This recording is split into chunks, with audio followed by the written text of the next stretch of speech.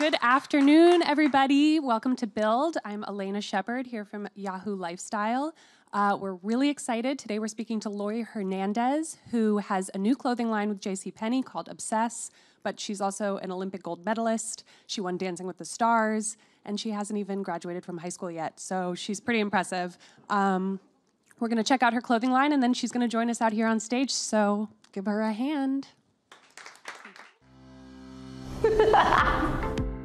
Some days I feel that I want to be a lot comfier than other days where I would like to feel a little more dressed up. Other days it's just very chill, very relaxed, and I think that has to do with having to be all dolled up for competition. It feels good that outside of competition I can just be myself. It feels so good to wear something that you're comfortable in and something that makes you just love who you are and what your body is right now at this moment, and that's why I feel like this clothing line is so important, because it almost feels like it's tailored to you. A few of my favorite pieces from the collection would be the jorts that have like red, white, and blue stripes on the side. I also love this jean jacket because it's stretchy. And I just like everyone to know that this is a stretchy jean jacket. A stretch jacket. A stretch jacket. This is my stretch jacket. My other favorite piece of clothing would be, it's like a teal bomber jacket and it has flowers embroidered on it. The advice that I would give to my younger self would be not to be so afraid. Be passionate about the things that you're passionate about and be confident in them too. I am so excited to launch my clothing line called Obsess, available exclusively at JCPenney, and the sizes range from 7 to 20, and so it's for everyone. It's for all girls, and it's for us to feel comfortable in our own skin.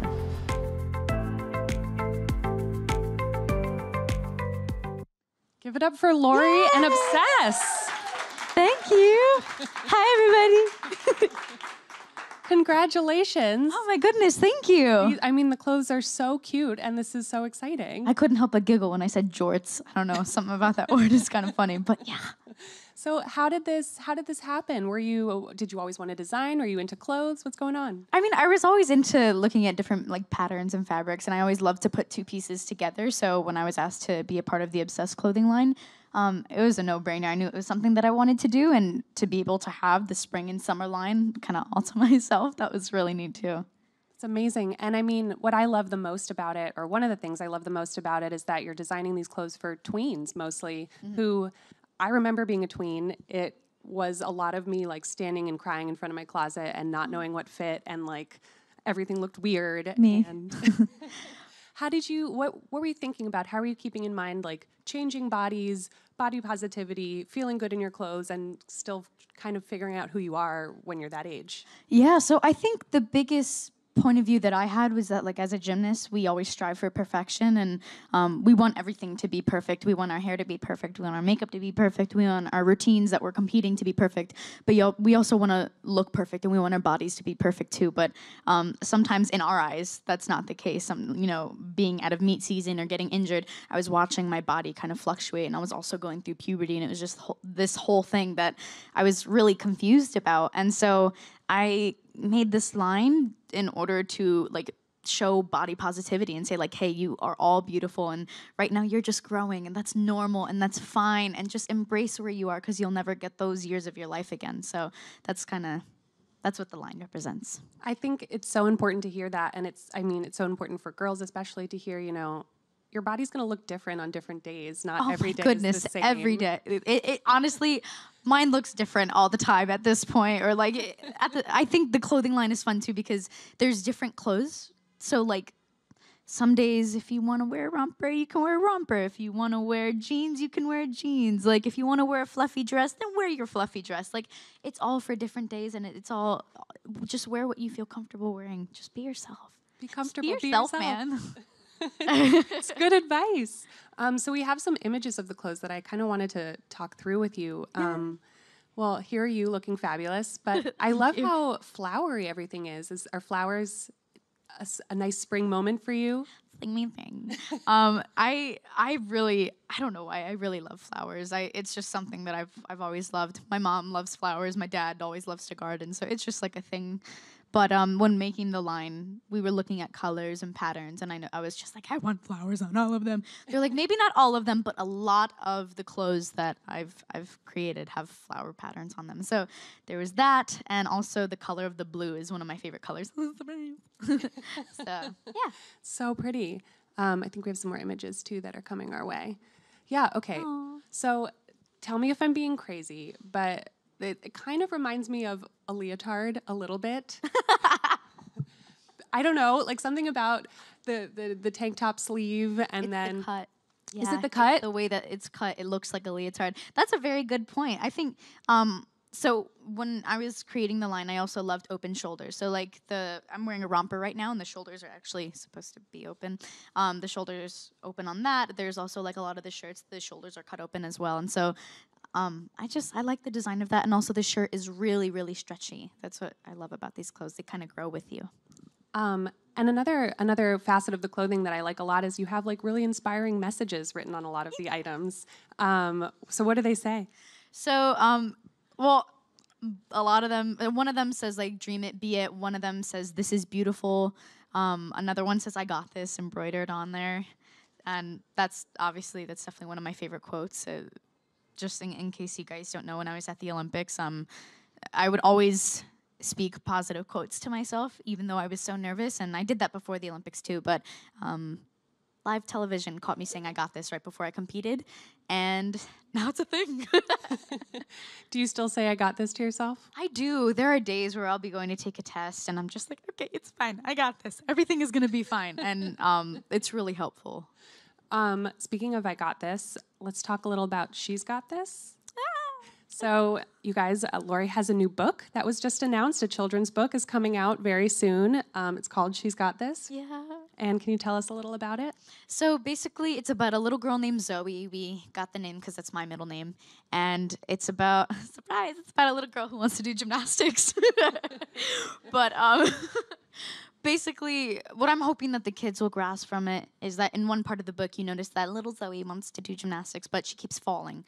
And she wants to quit because she keeps falling, but her family is there every step of the way and saying like, no, Zoe, you don't quit when you fall, you keep trying. And so even just going through like the illustrations and the pages of the book, I was getting a little emotional because it's a children's book, but like that's my story. So I can't wait. I'm so proud. I'm excited. I mean, it's like round of applause for that. That's incredible. Thank you. These projects, these two really big projects that you have going on right now are both, for children. So I wanted to ask, did you always want to work with younger people, or how did that happen? I guess, well, I mean, my mom is a school social worker. My sister's a social worker, and I don't know. I feel like I definitely gravitate to kids, although I feel like I work well in any environment. But something about the kids, they're just so innocent, and it's kind of like they don't really understand. They don't know what's going on. They just do whatever that makes them happy. And I feel like, it'd be good for us every so often to look at life through the lens of a little kid. All they see is everything that makes them happy. They don't see anything else. And so I feel like working with them, it's like putting pieces of myself all together. They're all so different and so cute. So I guess so. That might be part of it. No, that's really awesome. I mean, and you're talking about in the book also like that your family is a big component of it. So who was rooting for you when you were a kid, when you were that age, when you were falling off the beam and not sure if you could keep going? Yeah, well, it was definitely my family and especially my parents. I think, without them, I wouldn't be where I am today. So all my credit goes to them. But it definitely took a village to really get me where I am. And without one person, I would not be here. So I am very appreciative and grateful to everybody who's helped me like drive to the gym, and to everybody who's helped me get doctor's appointments and fly out and whatnot. You can definitely see that in the book as well, I think. And okay, so going back again to gymnastics and being a kid, when did you first get into gymnastics and how did that happen? So I first started gymnastics when I was 5 years old, 2005. And I just remember watching two gymnasts on the TV, and I was like, wow, they look amazing. I didn't realize gymnastics was a thing. And I remember looking at my mom and pointing to the screen and being like, Mom, I want to be just like them. And she goes, okay. And she put me in. And that was really it. I mean, I just was a little kid enjoying the sport. And when I had mentioned to my parents that I wanted to go to the Olympics, they were like, all right, so what can we do to get you there? Instead of being like, you're crazy, you're too young to think about that. They were just like, okay, what's next? And they've kind of taught me to have that mindset. And were you immediately good? Like, did you have an innate talent? There were no. I mean, there were moments where when I look back and see, little Laurie on the balance beam and doing stuff, I'm like, oh, that was good. I'm proud. But I remember there were multiple competitions where I forgot my routine. I got 6s and 5s, which is like not good at all. I mean, it's fine, but you want to score higher than that. And there were times where I would just fall and I'd go crooked and forget and I'd need a spot. And it was just, there was a lot. I repeated a level twice. I started homeschooling in the 3rd grade, which made everything change as well. So there was a lot of ups and downs with gymnastics, but that's what makes it fun. And did you start homeschooling to do more gymnastics? Yes. It was definitely an interesting conversation to have with my mom. Here's like, 3rd grade Laurie looking and being like, so I want to homeschool for gymnastics. And she's like, what? And then it worked out. You knew what you wanted. That's really cool. You knew what you wanted. Yeah. And then, so 2020 is on the horizon in Tokyo. Is that where it is? Yeah, Tokyo. Are you preparing? Are you? Technically, yes. I mean, I've taken about 2 years off of gymnastics. And so coming back and seeing that we're 2 years away from the next Olympics, that's definitely something that makes my heart race a little bit, and I miss it a lot. So I've started basic training, and I'm hoping to be competing by 2019. And so basic training for me would be like, like 1 day a week. For you, what is basic training? It's like, well, it's, so basically, basic training, for me, it's going to a regular gym as much as I can and doing workouts that I would usually do at a gymnastics facility. And when I'm home, then I'm going to a gymnastics facility and I'm doing basics such as like kicks and front flips and back flips and stuff. And just basically anything to warm my body up, which is, I feel like my body's been in hibernation for 2 years. So it's like trying to get a big bear to come back and be like, come on, do things. And it's like, no, I'm kidding. I'm excited to be out there. But that was a really weird analogy. I'm sorry. And and are you graduating from high school next month? I am. I have 1 semester left. What? That's so great. I'm so excited. Did you homeschool high school as well? I did, yes, from 3rd grade up until now. So what does graduating mean? Taking a GED and what? No, I did it, well, I don't want to say your typical way because I feel like your typical way is not homeschooling, but I did go through all 4 years of high school, and we did like an accredited program, so I had to send my work into the base of where my program is, which is in Florida, and then they send back like a report card and whatnot, and so it goes through like that, but I went through all 4 years. I didn't graduate early. Okay, so let's just take a second here. You're 17. Yes. You have a clothing line. Yes. You have gold medals. You won Dancing with the Stars. You have a book coming out, and you already wrote another book. No sleep for the week. Could you have imagined that this is what you would be doing now? No. I mean, that's a lie. A part of me as a little kid had always had so many things that I loved doing. I loved dancing. I loved singing. I loved gymnastics. I loved writing. I loved just being with my family and trying all these different new things. And so the fact that I'm able to live all of the things that I was passionate about as I was a little girl, that is really, really heartwarming to me. I feel like 5-year-old me is like, go, Laurie, like you did it. We're proud. And it almost feels like I don't want to let like my younger self down. There's so much that I wanted to do, and I feel like I'm able to do that as we go on. And so, well, you have plans for the next like 2 years, but what happens after that? What do you want to do in the future? College and acting. That's definitely a goal of mine. Acting, hosting, and I'm open to every opportunity. Honestly, I think I noticed a big fear of mine is kind of just limiting myself because there are so many things that I love doing genuinely. And so looking into college, my mom, I remember she was telling me about a month ago, she was like, when I went to college, I wish I would have put myself in more like just fun classes, music classes, dance classes, pottery classes. I don't know if they have those, but just all these different classes. And I wish that I was a part of all of that so that way I could explore and do different things. So that's kind of what I'm looking at. But the main one is acting. Very cool. Have you done acting in the past? Sort of. I was on Disney's Stuck in the Middle, which was a lot of fun, but I played myself, which is a bit weird when you're playing yourself because they give you a script and the way that you react on the show is maybe not how you would how I would react in person, and so it still felt like acting. I don't know, it was weird, but I loved it. I loved being in that environment, and also all the other actors around me are incredible. So that was it was a different experience than anything I've ever had. You also have an amazing singing voice, which I know from your Instagram. I don't know, is that like a seriously though, do you want to sing? Do you like to sing? I do like singing. I mean, my current obsession is Sarah Bareilles, so I feel like I'm like, yes. Everyone goes through a Sarah Bareilles phase. Don't lie to me. But I've been in it for like a month now. But yeah, I do. I mean, I grew up with music in the house. I remember growing up when I was little, and my dad would wake me up on well, not me personally, but would wake up the whole house on Saturday mornings by playing jazz and old music and blasting it throughout the house. And so like sometimes I'd come sit with him, and he didn't know how to play instruments, but he'd be like, okay, so this is a bass, this is a guitar, this is like vibrato, this is this. And he kind of broke it down for me, and my brother plays guitar, my sister can sing, my mom loves dancing, so to answer your question, yes. Awesome. And how do you see gymnastics fitting into your future?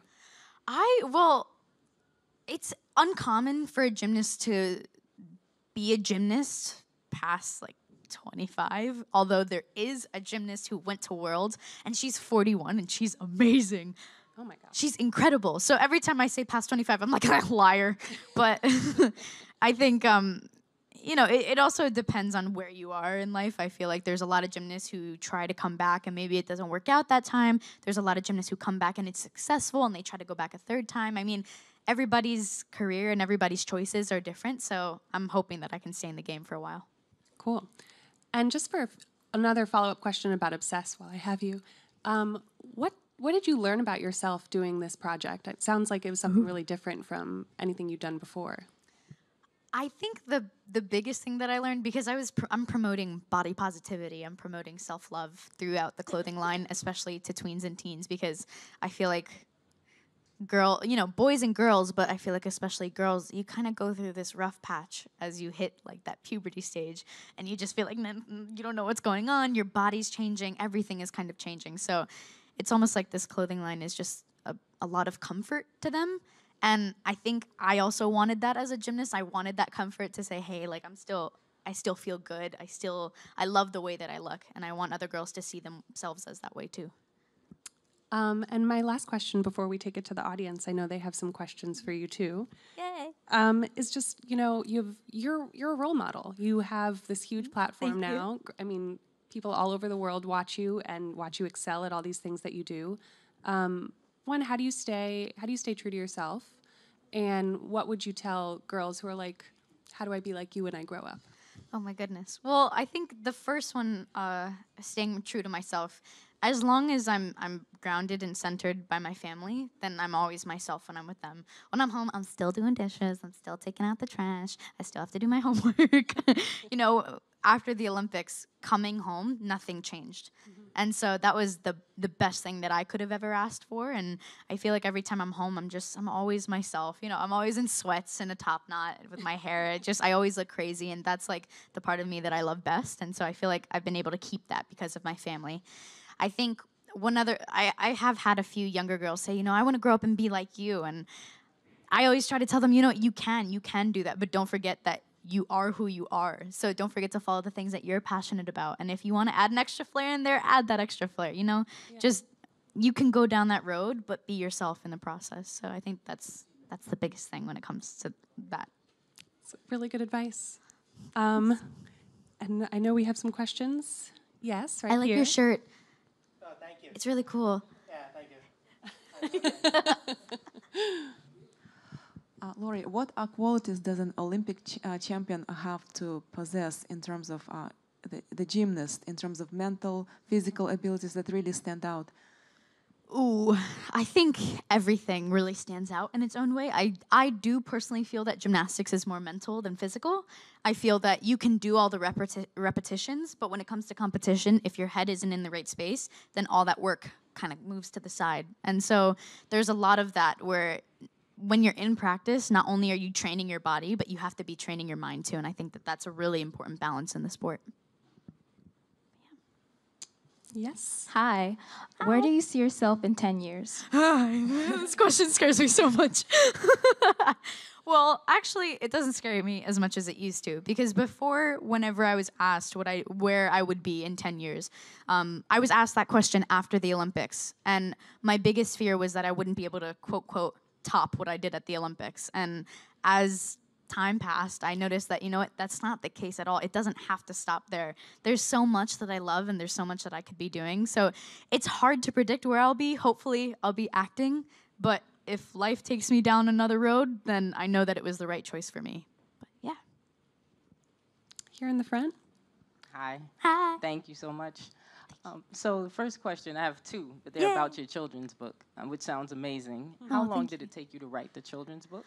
The children's book, it wasn't, so I wrote I Got This, which was the book that I came out with last year.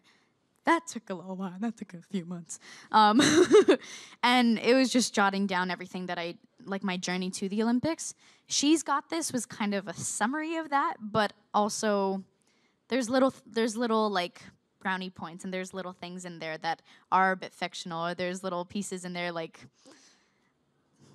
I can't really bring up any like examples right now, but there's little pieces in there that aren't as difficult as writing as the I Got This book. And so I feel like it took a lot shorter time to write the children's book. But also, guys, it's kind of hard to write children's book because you want to make sure that it's right for the kids, and that when they read it, somehow in their cute little heads, they can still be empowered by something like that.